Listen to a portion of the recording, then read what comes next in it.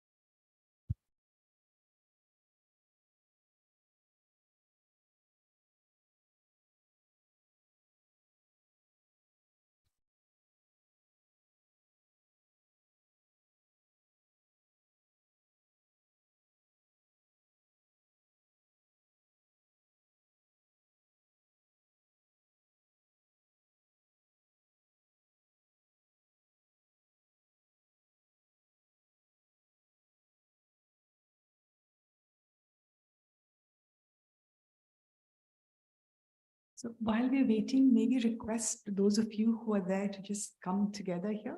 It'll be easier for the eye contact of the panelists. Yeah. In the middle, that would be great.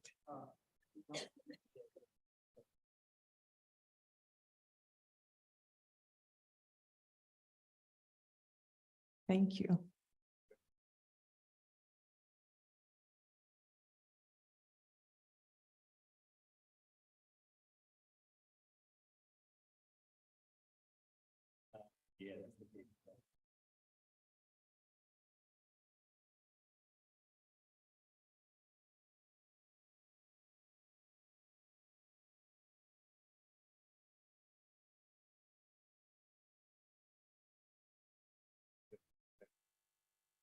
Thank you to all those of you who moved in.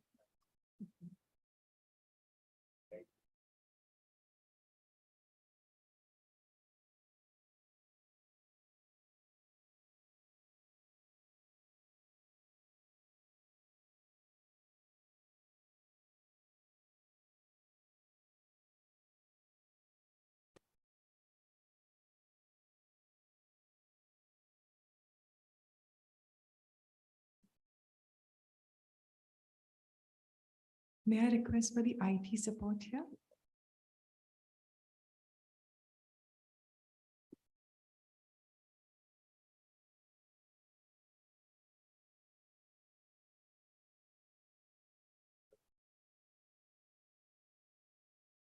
Okay, so I think we can start.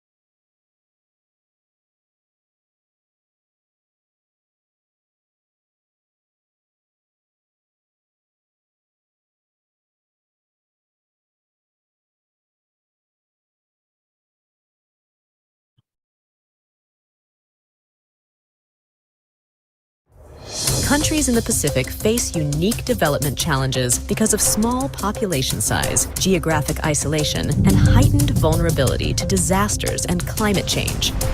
How does evaluation knowledge help enhance development effectiveness in the Pacific?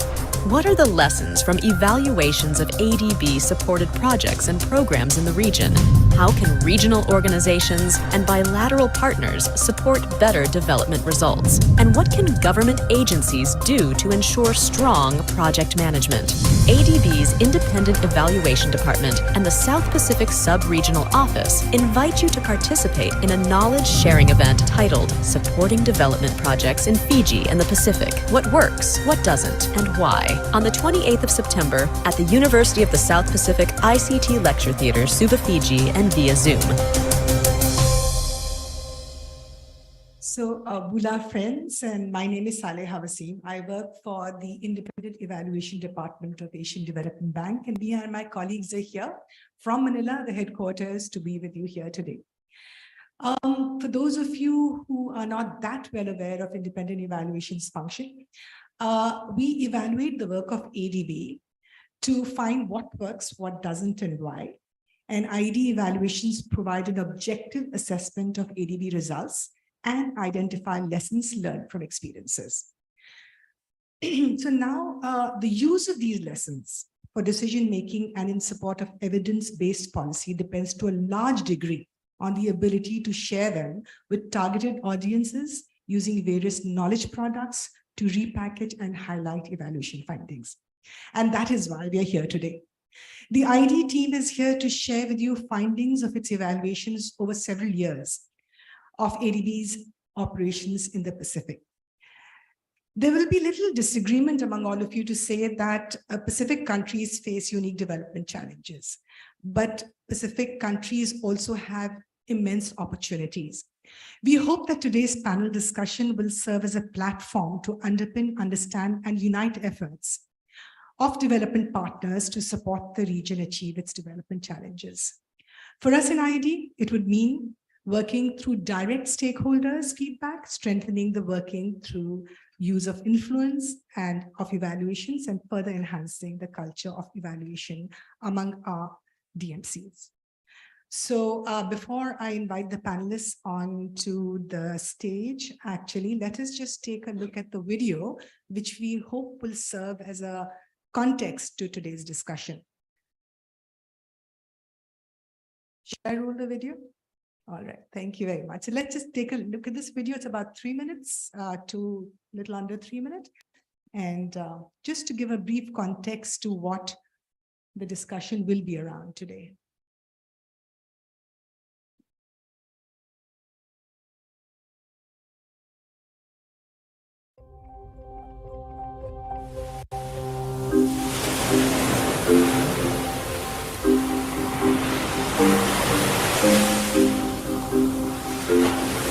Pacific countries face unique development challenges and opportunities that require not only financing, but also increasingly knowledge and innovation support. For more than 50 years, ADB has worked in the region to support development across different sectors and through a growing range of project and program modalities. Economic growth, human development, capacity, aid coordination, regional cooperation, private sector development, climate change. These are some of the many critical issues impacting development in the Pacific today. Major development partners have stepped up their support to help Pacific countries address these issues, including more concessional and grant funding. This has led to a growing portfolio of development projects and programs in the region. Yet, evaluations show that delivering projects and programs successfully and sustainably continues to be a major challenge in the Pacific. A large proportion of these operations continue to fall short of achieving their intended results. This raises some important questions for governments, development partners, and regional organizations. Evaluation is absolutely critical. It's an important mechanism to help other donors learn from the past, but it's also important for donors themselves to learn from what's worked from their investments in the past to make programming better in the future. the more evaluation we can have done, the more we can focus on results in the Pacific, the better every donor will, and every Pacific nation will be. What can these stakeholders do differently and better to improve development results for the people of the Pacific and to deliver on the aspirations of the recently adopted 2050 strategy for the Blue Pacific continent? What lessons have we learned from implementing and evaluating development projects and programs? And how can we apply this knowledge to achieve more inclusive, resilient, and sustainable development in the Pacific? Welcome to my village, Ananda's Paradise. Welcome to my village, Ananda's Paradise.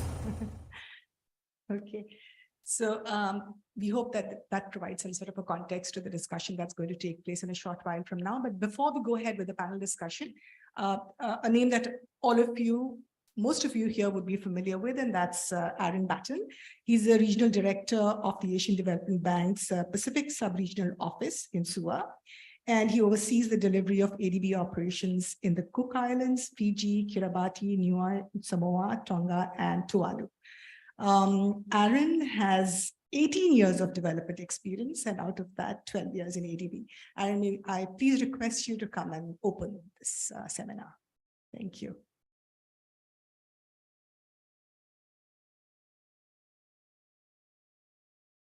Thank you, and good afternoon, everyone. USP Deputy Vice Chancellor, Permanent Secretary for Finance, High Commissioners from Samoa and RMI, Emily Sharp from SPC, Andrew Shepherd from DFAT, ADB Deputy Director General, and other distinguished guests and dignitaries. Bulavanaka and Talofa, it's a great pleasure to be here with you this afternoon to be able to deliver some opening remarks for this important session on supporting development projects in Fiji and the Pacific. We're all very well aware that high quality public infrastructure is critical to support growth, improve well-being, and generate jobs. Yet I think, as we've just heard, achieving this in the Pacific, perhaps more than any other region, has been challenging, and we've often faced mixed success. We should always be mindful that the process of large-scale investment is always complex, even for countries with much larger markets and bureaucracies. Getting from the drawing board of an idea to moving towards construction and then to sustainable operational models is always faced with obstacles and pitfalls by governments, development partners, and the private sector alike. It's for this reason that I believe enhancing project monitoring and evaluation must be a central part of how we all plan to work better and more impactfully across the Pacific. At its core, the process of evaluation is research that informs decision-making. If we do it well, it provides an opportunity to push for adapting and mid-course corrections that will maximize our chances of success. But beyond our immediate projects, good quality evaluation also helps us to inform the design of future projects with lessons learned. It's through this exact process that we learn what works, what doesn't, and why. To ensure that evaluation is done well, in my view, it's very important that we're not shy and we don't try to mask where we face challenges, and we openly recognize where failures have occurred. ADB is very grateful to have had the opportunity to partner with 14 Pacific member countries for more than 5 decades. This support now spans more than $3 billion of active projects across social sectors, infrastructure, transport, energy, water and sanitation, health, education, and ICT, to name just a few.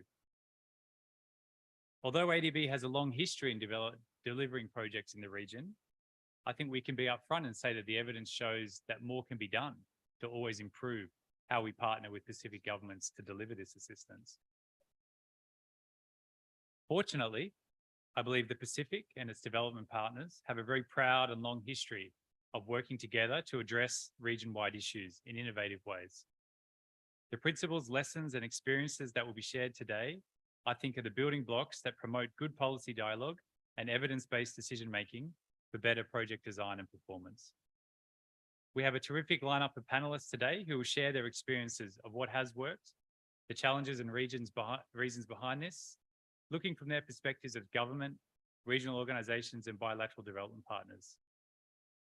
I hope that this is just the beginning of many gatherings that can deepen our understanding and sharpen our approaches to monitoring evaluation of projects and programs.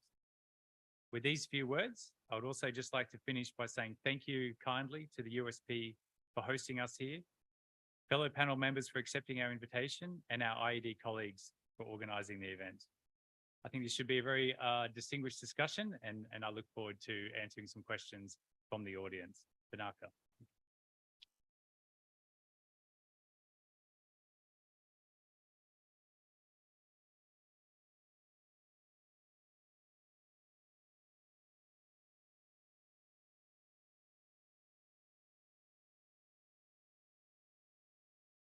Discussion. My name is Sona Shrestha, and I'm the Deputy Director General of Asian Development Bank's Independent Evaluation Department. It is really my pleasure to moderate today's session. Before we go into the discussions, let me very briefly introduce our panelists. First, we have Ms. Emily Sharp. She's Director of Strategy, Performance, and Learning at the SPC. She has 20 years of experience in applied science, practice, strategy, policy, program design and monitoring, and evaluation and learning. And her unit, among others, is responsible for increasing development effectiveness through leading and coordinating corporate monitoring, evaluation, and reporting, as well as in undertaking strategic corporate initiatives. Thank you, Emily, for joining us. Next to Emily, of course, is Aaron, who has already been introduced. We are also very pleased to have Mr. Shri Gounder, Permanent Secretary for Finance, Strategic Planning, National Development, and Statistics at the Ministry of Finance. Mr. Shri has been Permanent Secretary for Finance since 2021, and he played a lead role in Fiji's economic and financial management during COVID-19 pandemic. Prior to this appointment, Mr. Shri has served in various senior positions at the Ministry of Finance, including as Head of Fiscal Policy and Head of Treasury. And Mr. Gounder has over 16 years of professional experience, both with the Ministry of Finance as well as the Reserve Bank of Fiji. And we're very glad that you could join us today. And finally, we have Mr. Andrew Shepherd. He's the Counselor of Development Cooperation, Australian High Commission in Fiji. Mr. Shepherd leads Australia's economic governance and trade development programs in Fiji, and previously he has served in Vietnam and Solomon Islands and has worked on a range of digital trade and infrastructure roles in Australia's Department of Foreign Affairs and Trade. Thank you all for joining us today. So to get our discussion started, we have my colleague, Mr. Benjamin Graham, who will start with a brief presentation based on a large number of evaluation findings and lessons. So Bram has been an advisor in IED for several years, and as his role as evaluation specialist and advisor, he has led several evaluations at the project, strategy, country level across a number of sectors and countries.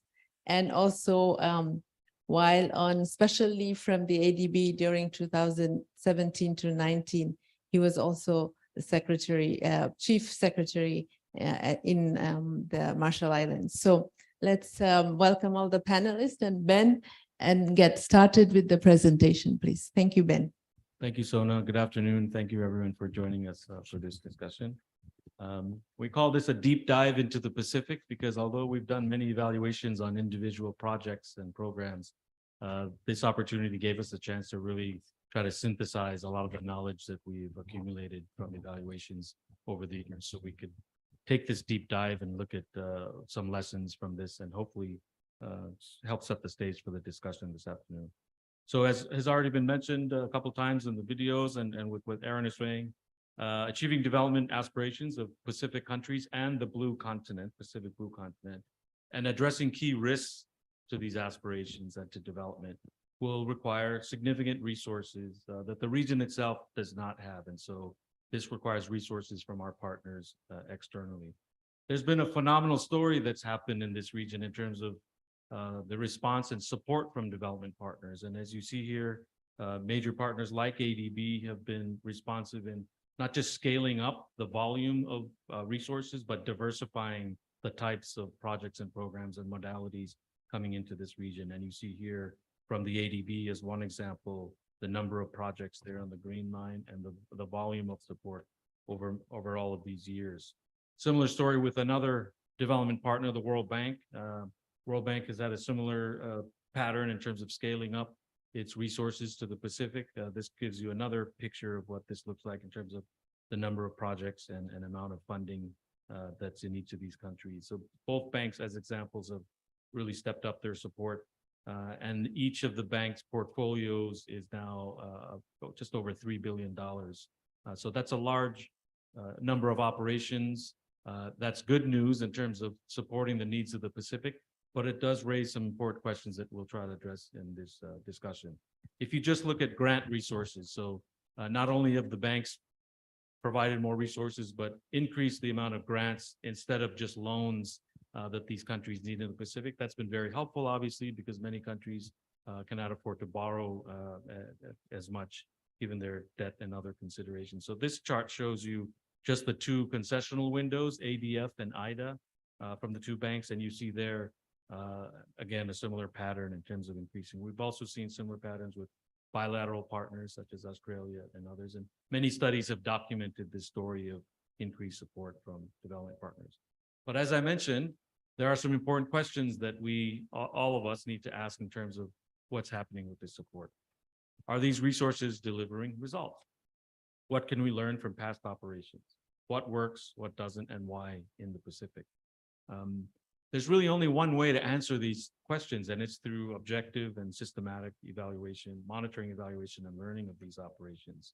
And this in turn requires that MEL capacity in the governments, among the development partners, in regional organizations, continues to strengthen. And we've also seen, alongside this story, an increased interest in strengthening MEL in the Pacific through regional plans such as the one that's shown here that SPC has been leading, and other efforts in regional organizations throughout the Pacific. Now, for ADB's part, we have tried to focus a lot of our evaluations in the Pacific over all of these years to make sure that we're learning and trying to improve operations through these evaluations. And as you see here, I won't go through all of these, but there's been a large number of evaluations at different levels. Starting on the far right, if you see the number of projects that have been completed, ADB has completed and evaluated 60 projects in the Pacific over the last 10 years. As mentioned by Aaron, these cover many sectors, not just infrastructure, but policy-based operations, social sector, and other types of interventions. All of these project level evaluations allow us to then look at higher level types of evaluations at regional programs, country programs, and corporate and thematic evaluations. What do these evaluations tell us in terms of results? Well, one thing for certain we know is that evaluations by ADB and by the World Bank and by other development partners working in the region show that delivering relevant, efficient, effective, and sustainable operations in this region is very difficult. Here you see, for example, these 4 criteria that I just mentioned, how performance of ADB projects along these years has fared. We've also done a number of other studies and assessments, as well as other partners that show that and reconfirm that project level factors, such as the way you design a project, the readiness of that project for implementation, including procurement, strength, support for implementation support while the project is up and running. These are all very critical for predicting the performance of a project. Those are project level variables. If you look more broadly at country factors, it's more difficult for development partners to directly affect country variables and country factors, but there are still some things that can be done to improve the enabling environment for development in the Pacific. These include things like mitigating risks, better diagnostics and risk assessments, active policy dialogue and advice with governments, Technical assistance is a very big part of this as well. And that's also an area that's been increasing, and other modes of support and engagement from partners and with development partners and governments. This will be the busiest slide that you'll see in this pack, but I won't cover all of it. This crystallizes some of the key lessons that we've seen, and then we've arranged it along the project cycle. So you can see at the three main stages, some very important evaluation lessons that we have found over the years. At the beginning of a project, when it's being conceptualized and designed, a few very important things that we've learned is really the importance of good diagnostics, really understanding the underlying development problem and what you're trying to do with the project. That leads to better design of a project or a program. We need good baseline data to assess where we are at this stage to measure progress over implementation. I mentioned project readiness at the beginning as being very critical, and really focusing on long-term capacity, building in capacity components into projects so that you're leaving some sustained capacity with the organization when the project ends. Once a project is underway and being implemented, some very important lessons we've learned over the years is the importance of active monitoring and support, more hands-on support to projects as they're being implemented. Really, again, focusing on risk to completion or implementation of the project. Strong government ownership. This requires both sides to commit and to support, and this requires that government agencies and government overall commit and own the projects that are being implemented here. And finally, during implementation, the role of consultants and contractors is critically important. They could make or break a project, to be honest, especially when it's sometimes challenging to find good consultants and contractors in some of the more remote countries. And then finally, at the end of the project cycle, there's really emphasis on focusing on sustainability, ensuring that the benefits of a project are sustained over time, whether that's infrastructure being maintained and to ensure that it continues to provide benefits, or that policy reforms are sustained over time to really reap their benefits. Also there, we see lessons related to capacity. Often sustainability is a function of the capacity of an organization to sustain those assets or those outputs and outcomes. And then finally, on good quality completion reports when projects are over, lessons from those reports, and the learning feedback loop, ensuring that we're learning from the past to improve the performance of future operations. Now, evaluations also, in addition to challenges and some of the lessons in terms of what didn't work, they're very important to document what does work and a lot of the success stories. And there are many success stories that we've seen across the Pacific. Here are just two examples from Fiji of a couple of somewhat recent projects that were done and that offered very important lessons in terms of how to properly implement design and really see projects through. One was the Fiji Emergency Assistance Project after Tropical Cyclone Winston. There were some delays with the disbursements on this project, but overall it was done well and highlighted some important lessons. For example, having a well-developed national structure for disaster risk management that reaches the district level, having good national disaster management plans supported by dedicated legislation, and having existing mechanisms such as social protection system to enable the delivery of rapid support. These are really important lessons when I read this particular project that many other countries in the Pacific could probably learn from in terms of improving some of their capabilities. Another one was the third road upgrading sector project here in Fiji. Again, this one had a little bit of challenges in terms of contractor delays, but still came out generally successful. And some of the lessons there, again, that are important, highlight policy dialogue and capacity development for road asset management, road safety, traffic monitoring, and the importance of data for performance management, future planning of networks and road asset management. So just two examples of good projects that have been documented through evaluations. Some of our higher level evaluations beyond just a single project also highlight some interesting findings. So we just completed an evaluation that also covered the Pacific on the Asian Development Fund. And here, a number of the governments in the Pacific, as well as other partners, highlighted what they see as some very positive feedback. More ADF resources, in particular grants coming into the Pacific, and a growing range of modalities that have been coming in through these operations have been seen as very relevant and responsive and helpful. The continued use of policy-based programs. So many of the projects that ADB supports are infrastructure, but a growing number are also policy-based operations which support reform and institutional changes.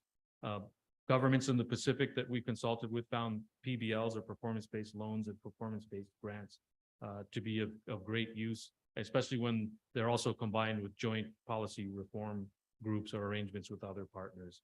Another positive feedback that was received was with regard to contingent disaster financing. Is some of the countries have been experiencing frequent and severe events, having standby resources that can be quickly dispersed to help them in the aftermath of an event has been seen as very positive. Governments also provided feedback on what can improve. So while policy-based programs are relevant and useful, there's still some room to optimize the results that they deliver. There's also a strong need for supporting monitoring and evaluation of projects, applying longer-term approaches to capacity development and key agencies, and then strengthening national disaster capabilities, national disaster offices, disaster risk reduction efforts. That's obviously a very important priority for the Pacific. Finally, on the issue of capacity, and in all of our evaluations in the Pacific, this is the one word that shows up most frequently. It's capacity. But what we've learned is that it's capacity, not just, usually when we talk about capacity in the governments, but it takes two sides to really make a good project work, right? And so it's both capacity of governments and the agencies, but also the capacity of the development partners to understand this region and the unique challenges and opportunities, and to be able to design projects, implement them in a way that's sustainable. So capacity applies to both sides of the partnership. Building capacity, unlike building infrastructure, if building infrastructure in the Pacific is difficult, building capacity and capability is probably 10 times more difficult. So it takes more time and effort and support over many more years than the average infrastructure project. So that's a valuable lesson that we need to take into account going forward.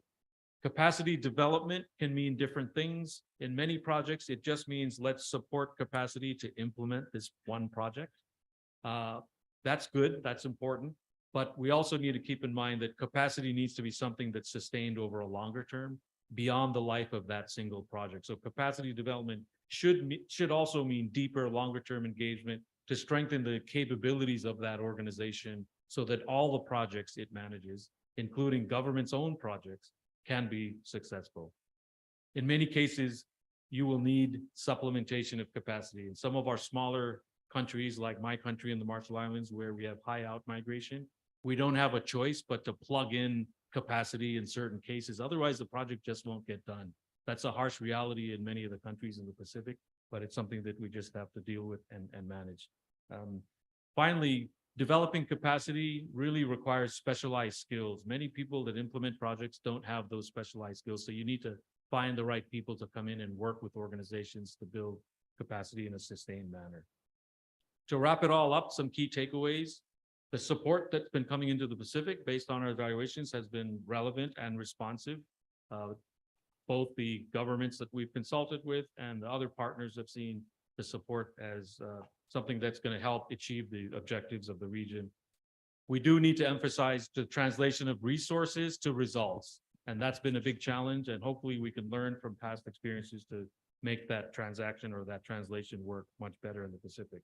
As we've all recognized, MAL matters, not just in the organizations implementing those projects, but also in the organizations that are supporting them, and through larger platforms like some of the regional efforts that are being now being implemented, like the 2050 strategy.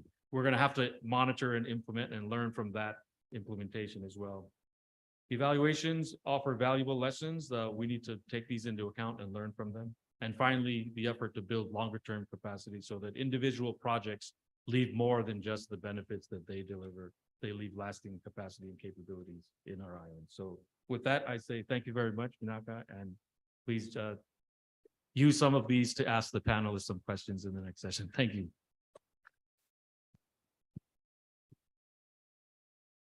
Thank you very much, Ben, for outlining very clearly and succinctly the findings from evaluation and key lessons, and especially along the design, monitoring and implementation stage, but also at the completion stage, and how lessons can be captured and incorporated in terms of improving future projects. As Aaron mentioned earlier, we have from the panelists, we have representation from the government, bilateral regional organization, bilateral partner, and MDB. So perhaps we can start with a quick reaction from panelists, having listened to the presentation and seen some of the evidence from evaluation. If you could share your perspective on particular aspects or more than one aspect of the findings that Ben had shared. Perhaps we can start with you, Mr. Gounder. Thank you. Hello. Thank you very much, Sona and Ben, for the very insightful presentation. As I think, which has come out very clearly, is in the Pacific Island countries, there's some major development challenges around major deficits in terms of infrastructure, whether it's being roads, whether it's access to public utilities like water, electricity, whether it's renewable energy, or whether it's to do with challenges in the social sector like health and education. And I think it's in this region, and especially in Fiji, we are fortunate that apart from the governments and the private sector, we have a number of development partners that have been working very closely with the governments to solve some of these development problems. And IDB has been at the forefront of this for many, many years in Fiji. And we're also fortunate that we have a very active representation from the World Bank in terms of some of the major key projects around infrastructure. Recently, we have seen the Asian Infrastructure Investment Bank, AIIB, JICA coming on board, and also a number of other development partners working with civil society groups at the grassroots levels. Then we have the large development partners like Australia, New Zealand, European Union, Japan, and others. And I think because these challenges are so great, it takes time to get some of these things sorted. And it also requires, as you said, commitment from governments at national levels and also the development partners. So based on my experience dealing with most of these large development partners over the last many years, I thought to start with some of the positives. I'm a very optimistic person. I think in my role, you can't really be pessimistic.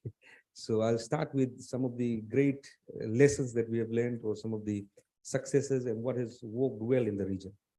And I think the top of the list that I can see is one with multilateral partners like Asian Development Bank and the World Bank being here for many, many years and having done many, many projects.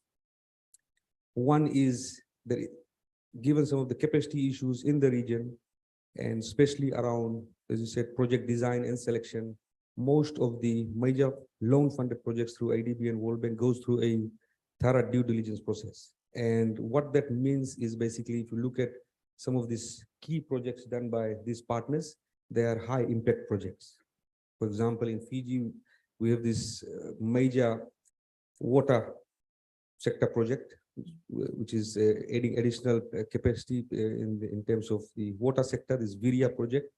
That's a co-financing with ADB, EIB, GCF, and the Fijian government. These are some of the real needs on the ground in terms of basic access to public utilities. So that's one example. There's a number of some of these major highways that you see in Fiji, some of the major hydro dams that's generating renewable energy in Fiji. These are all the high impact projects funded largely through major development partners. And it's because the identification of these projects have gone through a thorough process where proper cost benefit analysis has been done. And these are some projects that has really added positive development gains in terms of our development projects. The second, apart from getting this high impact project, the second is, given some of these major partners being around here, we have seen how some of these partners are working together. And we have some great examples like the Viria water project that I've mentioned, where we have ADB, the European Investment Bank, Green Climate Fund, and the government working together. For the road project, we have the IDB and the World Bank working together. A number of policy-based operations that we had post-COVID, we have, I think, at least 5 partners, including Australia, New Zealand, IDB, World Bank, IIB, and others, all jointly working together. And I think given that some of these projects are very large, and I mean, at least by Pacific standards, it helps by getting some of these partners together to get the expertise and also get the scale too. And also, I think risk sharing and knowledge sharing between the partners. And sometimes I think when we started this process around co-financing, getting the partners together, there had been issues, but over time, we all have learned how to work together with each other, including the government and the partners. The third one is recently what we've seen is, as I said, some of these major projects done through the multilaterals, generally loan-funded projects. And in Fiji, especially with IDB, we have seen the scale of projects picking up. IDB is our largest lender, external lender, I would say. And we have not only grown in terms of the number of projects with IDB, but the type and the sectors that we are working together in. Generally, IDB used to be focused more on the roads and the water sector infrastructure. We are getting into climate change projects. We're getting into discussions on port development. We have got into policy-based reform operations. So that types of projects has also changed. And we're also seeing, apart from, I think as Ben has said, apart from the normal loans, we are now getting concessional loans, grants, technical assistance. So those aspects has also changed. And in terms of the modalities of this financing, initially, I think traditionally, if you look at most of our projects have been generally project financing. We tried a bit on sector-based loans, recently on policy-based loans. So this is all grown. And I think in the recent past, at least post-pandemic, given that Australia, New Zealand, and some of the other larger partners that has come through grant funding to support these projects, that is this blended sort of financing with loans has helped national governments to make projects more viable for us and also more affordable from our side. I mean, again, on this major Viria water project, we have, for example, the Green Climate Fund, who has put a grant element, and it's building climate resilience as part of some of these core infrastructure projects. And basically, what we have done is the plant is located, I'm told, 30 or 40 kilometers away from the river mouth to build disaster resilience. And that's the aspect that GCF is funding. So that's, again, this blended financing approach where loans, concessional loans, grants, technical assistance, all coming together, that really helps. The other key thing, and when we'll go to some of the things that has not worked, is I think whenever we have these large partners involved, given that IDB, World Bank, and others, they work all over the world, there's much more expertise. The support that was provided is something what's called project readiness grant. I think most of the challenges in terms of project delivery is generally emanating from the initial phases of the project. If you get it wrong in the initial phases, it's basically ends badly. And I think with the support of all these partners, given the expertise, we have improved in terms of design, in terms of project readiness, in terms of being aware of the capacity issues, and that has helped in some of the successful delivery of some of these major projects.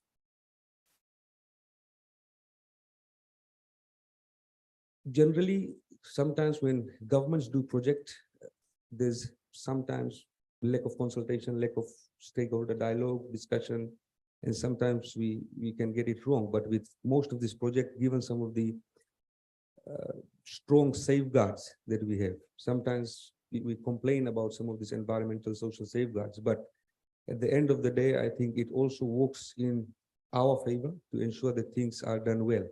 And these safeguards, in fact, helps us fix or get things right from the start, and rather than getting it wrong and not able to get it fixed. Even though, as I said, we might complain, there are challenges around procurement, but it helps with value for money and getting the ultimate outcomes that we want. What has not worked, and some of the challenge, one key one that comes to mind is the capacity issues, especially with the projects. And it's capacity not only in governments and the public sector and the organizations and agencies that's involved in the delivery of these projects, but it's also capacity around availability of contractors, suppliers who can do these things, and facing some of these major inherent challenges like being far away from some of the major markets, the distance, the geographical dispersion of our islands. I mean, we tried building some of the schools in the interior maritime islands. Your cost and everything will just gets more complicated. So its capacity in that sense has also affected delivery, and especially now with most of us, or at least Fiji, the rate at which we are losing skills from Fiji, that's this challenge gets worse. In terms of, apart from the design, generally in small developing countries, we have major challenges with institutional arrangements and governance frameworks, especially around public finance management, especially around project implementation, post-implementation evaluation and monitoring. These are not strong enough to deal with some of the complex issues that we may face with. And as I'll talk later about how we have tried to resolve some of these issues. Again, the other aspect I think which we can improve on is greater consultation and dialogue with other stakeholders that's involved in this process. And I think that's something we have been learning, and it really works, I think, once you have the buy-in and involvement of all the stakeholders. Sometimes, especially around the safeguard issues, I was discussing with some of our staff, sometimes we might have disagreements because sometimes when we deal with projects, we have a local perspective to some of the aspects of certain things. For example, this issue has generally come up. Well, we had this bridge that has been there for the last 40 years. Now we want to just replace it with a new one. Why do we have to go through all these other safeguard processes? Or there's other examples that I can give, but sometimes there can be disagreements. And I think development partners can also learn from some of this. I mean, the other one that came was in one of the projects, I don't want to name it, is about how do we resolve flood alleviation. And I think the proposal was let's go with floodplain lowering. And from a local context, basically everyone from the project side in the country was saying, well, if you do that, it might solve the flood problem, but you'll have all the squatters coming in and building their houses and planting and playing on the floodplains, and it might not help. So sometimes I think there's learnings both sides. Especially with ADB, World Bank, and some of these loan funding partners, I think there's a new challenge that has come on board that might affect some of us in the Pacific Island. Is given that these projects are largely loan funded, most of our countries post-pandemic, we are at high levels of debt, and our ability to take on more debt financing to get these projects done or new projects done. For example, we had some discussions yesterday with the Water Authority of Fiji. There's some urgent, major, huge investments requirements which has to be funded through loans. But do we really have the fiscal capacity to get some of this done? And at the same time, especially during, post-pandemic, this choice between building climate resilience infrastructure and the cost, the dilemma, I think for decision makers is now tough. If we do a normal project cost us $100 million, can we really afford another $200 million to make it resilience? I mean, that's something to think about.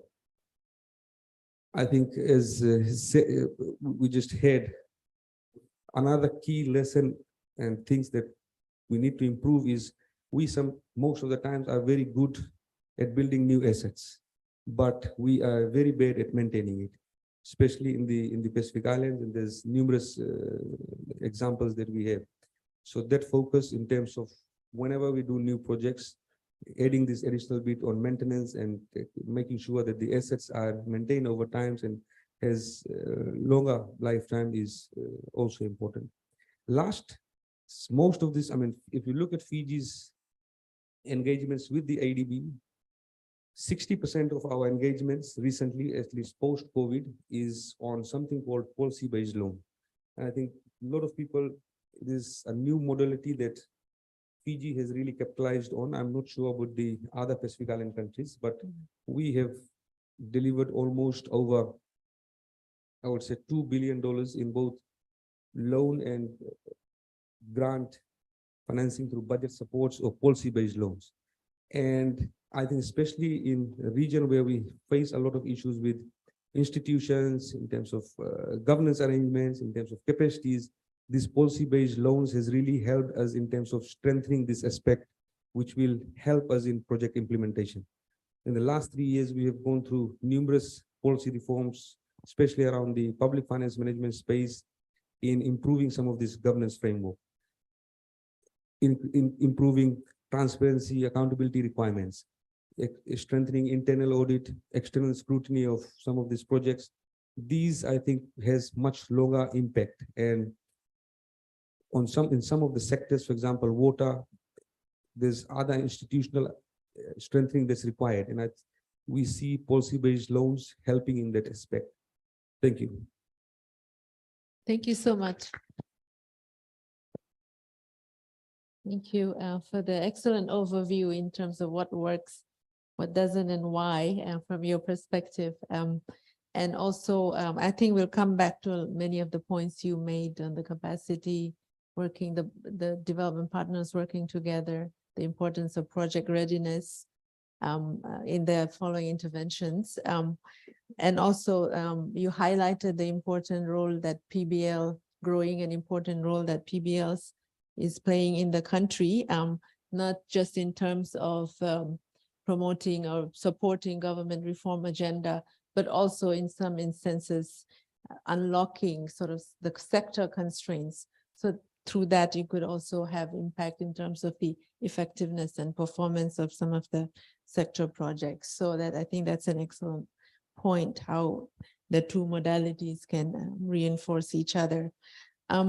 So on the issue of PBL, I know, Andrew, that you have been working, on a number of PBLs, including in the PFM area. So if you could share your experience in terms of some of the key reform areas, but also, again, going back to the theme of this event, which is what has worked in and what are some of the challenges in terms of making reform programs effective, and as well, any other points you want to make in response to Ben's presentation. Thank you.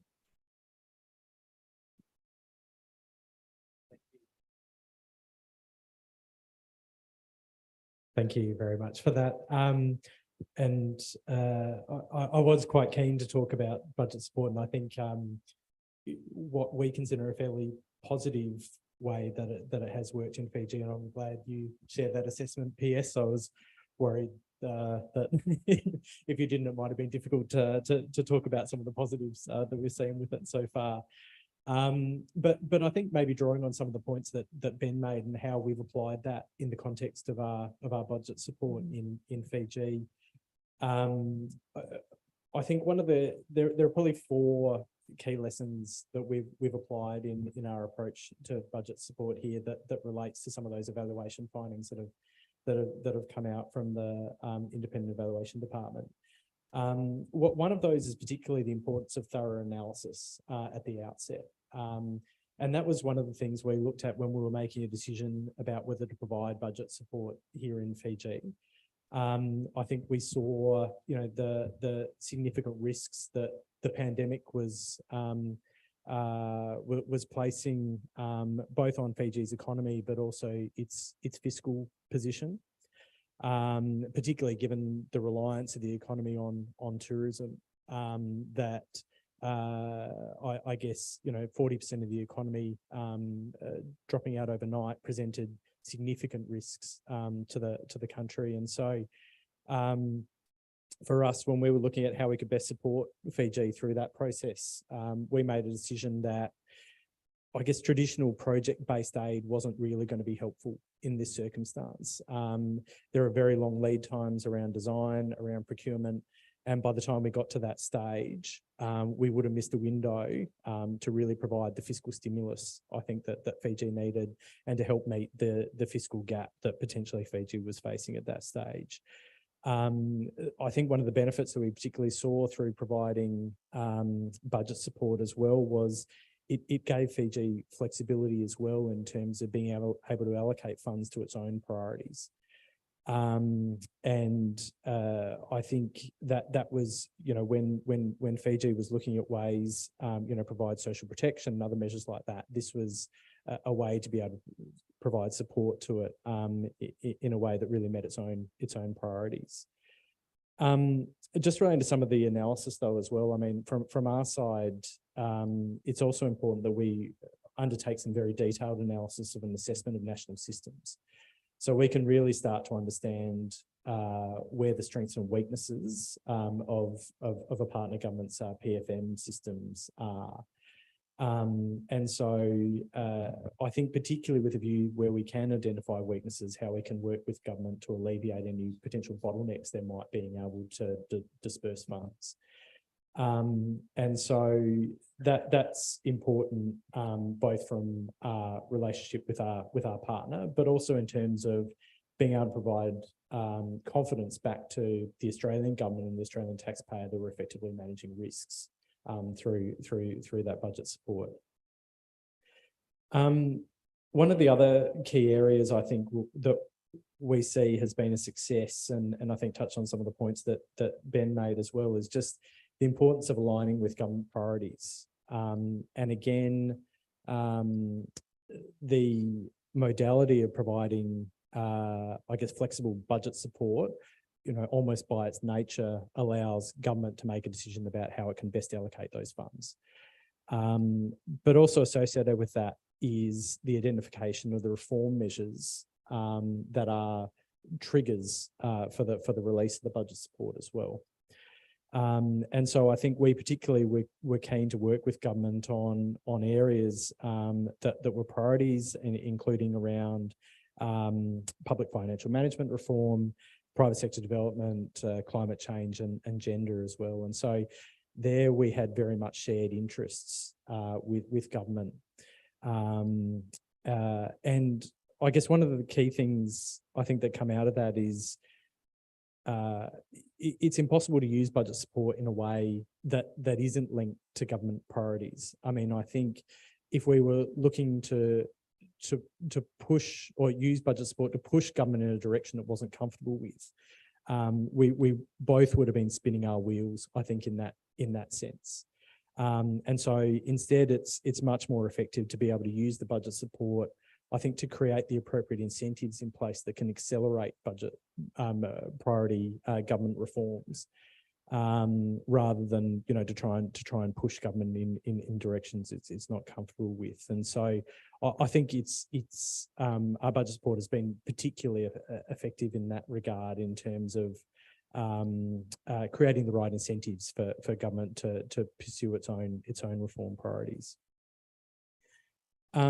Another area I think where we've I think seen some of the benefits of the budget support, and I think it goes to a lot of the points the PS made as well, was around effective development partner coordination in this space.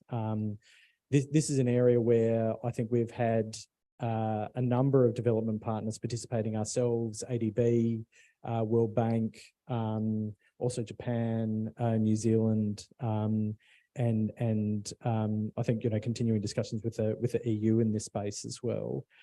And we've had the opportunity, I think, particularly to align our assistance under a joint reform matrix that I think relieves some of the burden from the government of Fiji in having multiple reporting lines, different types of reporting, so that it's not spending its time reporting back to us. It can actually focus on achieving the reforms that we've agreed, as well as actually spending the funds that we've allocated through that support.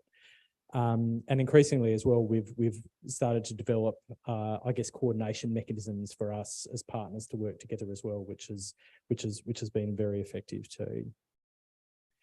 I think the other point I just want to raise as well was particularly around the importance, I guess, of complementary technical assistance and how we can support building government capacity to implement reforms.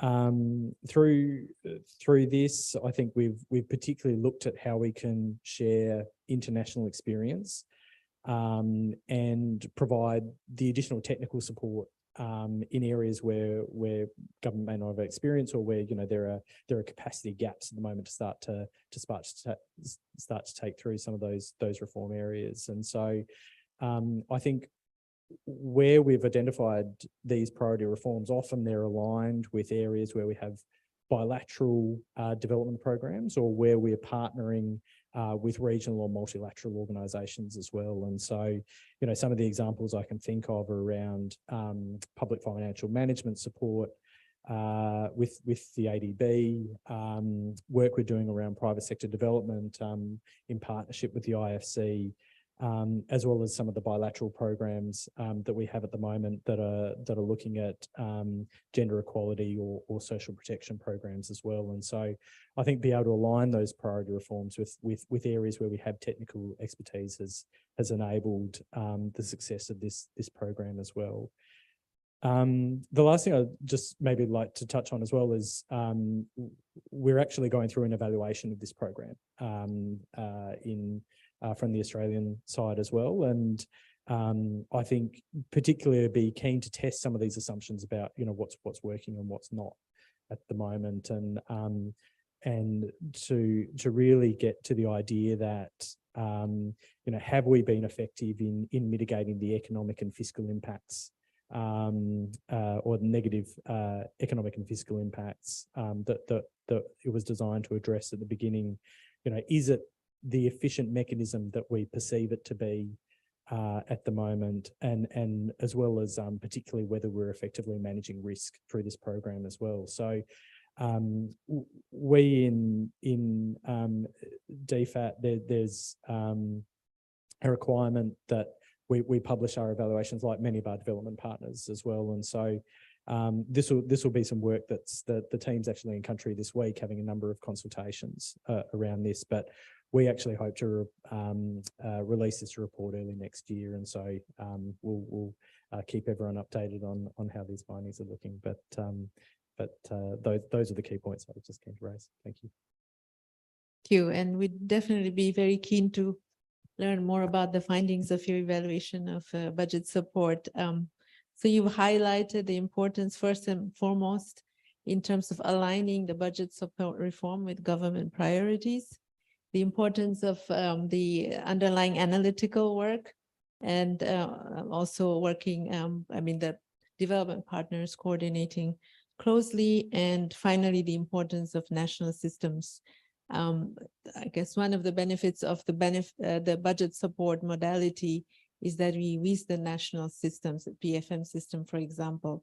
So ensuring that there's adequate technical assistance around that would also be important in terms of the performance of budget support, or what we call policy-based lending. Thank you for that. Maybe I can turn to Aaron next. If you could share perspectives from the Asian Development Bank experience. Thank you.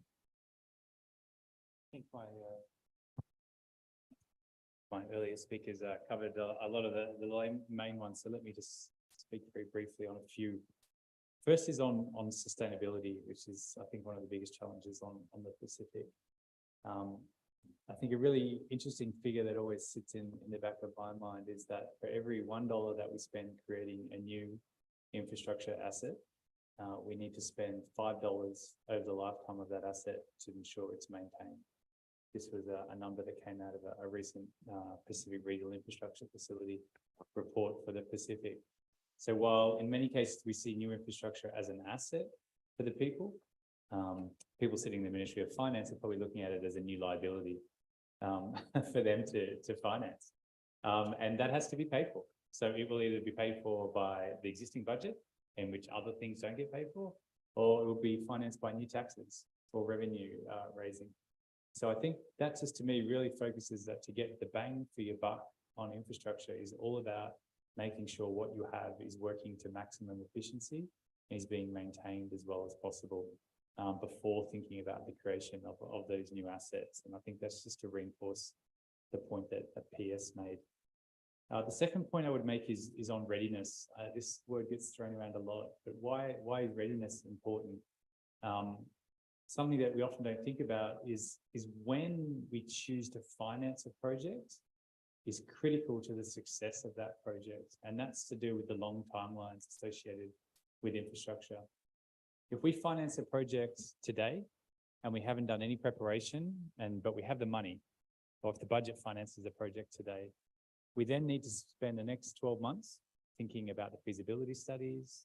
After the feasibility studies, we'll spend some time on detailed design, which may take another 12 months. After the detailed design, we'll prepare the procurement and the bidding documents, which take another 6 to 9 months. We then go through the procurement process, which takes another 12 months. So there you're 3 or 4 years away from financing and nothing has happened. And I think this is when people get frustrated. And you see this often where projects will be financed and then it goes stone cold silent for long periods of time. The problem then is after 3 or 4 years, things in the Pacific have changed. Governments change, priorities change, costs change, contractor costs change. And so by the time that you get ready to actually procure the infrastructure or hire a contractor, you have to rescope the whole project because either the costs have blown out or the government doesn't want to do certain components of that project anymore. So the idea of readiness is really about spending the dollars up front and the time up front, getting a project so that it's ready to be procured before you seek financing. So before it comes into the budget, before a development partner steps in to finance it, because that gives certainty on the project and it makes implementation happen quickly, which enables avoiding a lot of these issues that we commonly see with infrastructure in terms of implementation. The final point I would make is on the issue of capacity. I can't resist. It's a huge topic for the Pacific and we can't cover it today. But the issue of capacity supplementation, there's often a trade-off between capacity building, where we enhance the capacity of locals, versus capacity supplementation, where there's a perception that you bring in foreigners or outsiders to come in and support a project. But I think we can do capacity supplementation smarter. It doesn't have to be about bringing in externals. It can be about hiring returning residents that have been overseas, building their skills, bringing them back to the country to participate. It can be about mobilizing people locally that may not otherwise be able to get jobs in projects. And we've seen several Pacific governments, I think, really think more strategic about supplementation. I know in countries such as Kiribati and Tuvalu, they're setting up sort of project centers of excellence where they have all the core skills on safeguards, financial management, procurement. They're hiring locals and they're putting them in there. A lot of that's being funded by donors, but they want to create these centers of capacity to support all the government projects. So I think we can just be a bit smarter in how we go about that supplementation game so that it's not a either or it's not a zero sum.